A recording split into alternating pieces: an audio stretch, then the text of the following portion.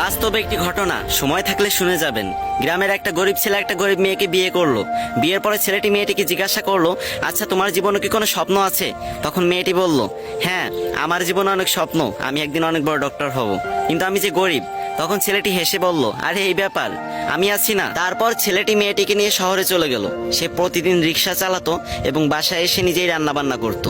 এদিকে মেয়েটি পড়াশোনা করতে লাগলো। এরকম করতে করতে মেয়েটি একসময় ডক্টর হয়ে গেল। ছেলেটি এই খবর শুনে খুশিতে আত্মহারা হয়ে গেল এবং সে সেই ছেঁড়া কাপড় পরেই মেয়েটির সাথে দেখা করতে চলে গেল। মেয়েটি যখন তার বন্ধু বান্ধব নিয়ে কলেজ থেকে বের হচ্ছিল, তখন ছেলেটি সবার সামনে গিয়ে মেয়েটিকে বলল, জানো আজকে না আমি অনেক খুশি, আজকে তুমি ডাক্তার হতে পেরেছো। তখন মেয়েটির বান্ধবীরা জিজ্ঞাসা করলো, এই এ কে রে? তখন মেয়েটি বলল, আরে আমি চিনি না, হয়তো কোনো ভিক্ষুক টিক্ষুক হবে। তখন ছেলেটি মন থেকে অনেক কষ্ট পেল। ছেলেটির চোখে পানি চলে আসলো এবং সে বলল, তুমি ঠিকই বলেছো। তুমি জানো আমি তোমার পরীক্ষার টাকা জোগাড় করতে গিয়ে ভিক্ষা পর্যন্ত করেছি।